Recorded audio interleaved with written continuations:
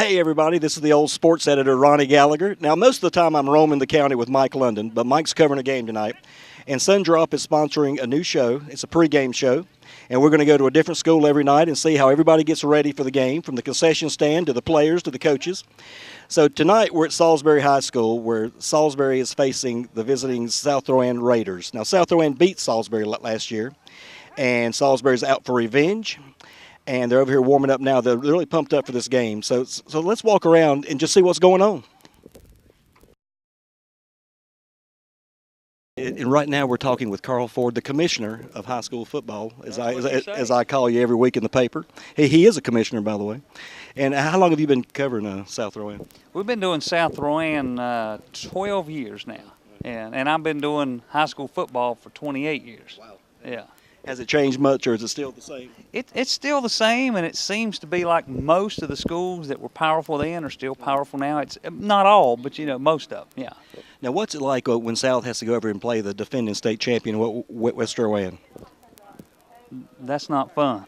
It's fun about the first couple of downs or so. It's not bad. I mean, West was just in a different league the last couple of years. Everybody knows that. I mean, nobody could touch them. Nobody. And there were a lot of them wishing they could have played Kannapolis again, because Kannapolis used to own West years ago. So, hey, maybe West will be mortal this year. We don't know. I got my doubts. Who knows? But let's talk about South Rowan. You lost 27 seniors. That's right, and that's bad. And we were talking and joking, but it's true. Most of the football team doesn't even have their driver's license. Oh, wow.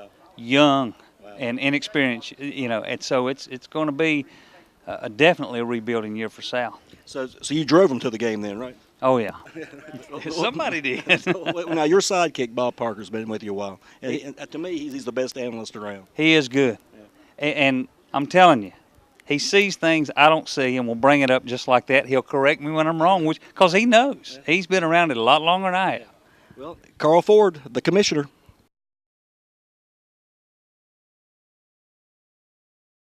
Okay, on the other side of the radio booth, we got Johnny Kluwer from WSAT. Now, Johnny, you're doing all the Salisbury games this year. Yeah, we talked about it all summer long, and we talked to Joe a couple of times, and we had did the Salisbury games a couple of years ago and did real well with it. And last year we kind of did just scoped all of the teams, and we got to the playoffs. And what really clinched it for me, we had 4 or 5 of the Salisbury players came up to us after the game. These guys got beat, and they thanked us for doing the broadcast, because their parents were at home and didn't have the means to get to the ball game. And that stuck with me all season, and I knew they were going to be representative, and everybody's been working out real well with us, and I just think this whole county is a great sports county, and I think we're going to have a real good ball club. And this is the perfect year to do Salisbury with Romar and Darian and John Knox. It really is. I mean, they've grown up with this ball club, and I remember when John Knox was a freshman, we did the games that season, and I thought, well, this kid, he's just outstanding. He just gets better every year. Okay, that's Johnny Kluwer, WSAT.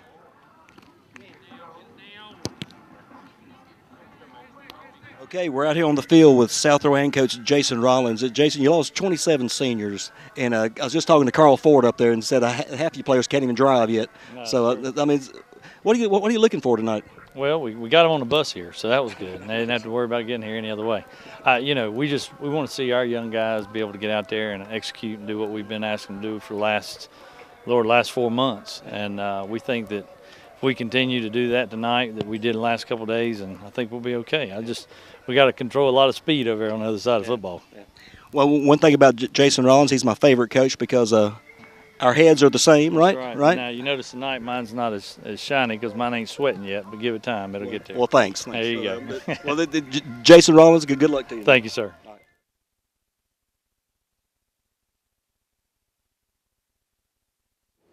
Okay, in just a matter of seconds, the Salisbury Hornets will be coming in for their last second pep talk by Joe Pinion, who's a very good talker, and I can imagine his Newt Rockney speech that he'll be giving them, because they are really wanting to win this game against South Rowan. So let's go in and listen to Joe Pinion. Real quick before we get our team prayer list, guys, this morning, assistant superintendent talked with all the coaches. The coaches are just as close-knit a family as you guys are when it comes to being a team. He talked to all the coaches in Rowan County and made mention of a young lady who's battling leukemia. Just found out. My understanding is she's either freshman or sophomore at South Rowan. Her dad used to be the head football coach at East Rowan, Coach Crawley. He coached with me a little bit when we were over in Mooresville. I know they're going through some tough times having to fight that battle. Most of you experienced that close hand with the battle with Patrick Snyder this past year, and guys, those things are real. Those are just as real as this game you're fixing to play in. So when we start our prayer, we'll have a little moment of silence at the first. Remember that family in prayer, so that everything goes as well as it can be. God will lay a healing touch where He needs to lay a healing touch, and we'll have our prayer. Then we'll have our little speech, and we'll get out of here. All right?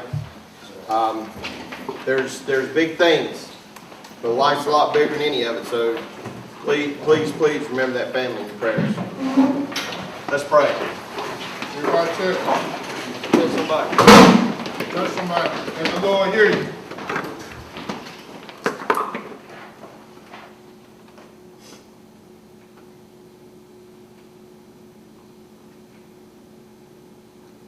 Our Father, Who art in heaven, hallowed be thy name. Thy kingdom come, thy will be done, on earth as it is in heaven. Give us this day our daily bread, and forgive us our trespasses, as we forgive those who trespass against us. Lead us not into temptation, but deliver us from evil. God is the kingdom, power, and glory, forever and ever. Amen. Okay, tonight, like I told you out there, you worked hard all summer. You had a great camp. Those 2 days were hot, they were tough.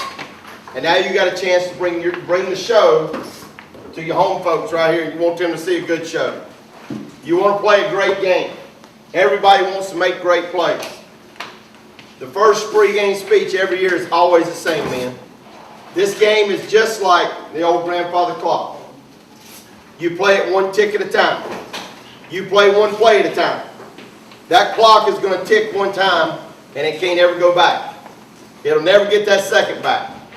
You're going to go out there and you're going to play the opening kickoff, and you won't get that opening kickoff back. You won't get it, man. No matter what happens, you won't get it back just the way it was. Even if there's a penalty and we replayed it, you won't get the same opening kickoff back. You got to play every play as hard as you can play it. And then when it's over with, if you didn't play it so good, you got to lift that guy up and say, hey, listen, that one's over with. Let's go play the next one. Don't worry about the play that happened. Anything that's going on in the ball game. Don't get caught up in a bunch of mouthing and hoopla. Don't get caught up in finger pointing and all that stuff. Just get yourself together and go play the next play. The next play is what will win the game. It's the next play that'll get you to the next level. Just keep playing. There's going to be bad things that happen. There's going to be good things that happen. Man, we're going to score touchdowns and everything's going to go crazy and everybody's going to think, and then things are going to start falling apart. But all you got to do is you got to keep your composure, because you can look. You look at Coach Crowder on the sideline. You check your coaches at halftime. You check your coaches on the sideline. We're going to keep our composure, and we're going to play one play at a time. I'm not asking you to leave here and win the ball game. I'm not asking you to go up there and whip their tail and win the ball game right now. I'm asking you to go up there and win the next play. And when that play is over with, win the damn next play. Just keep winning the next play.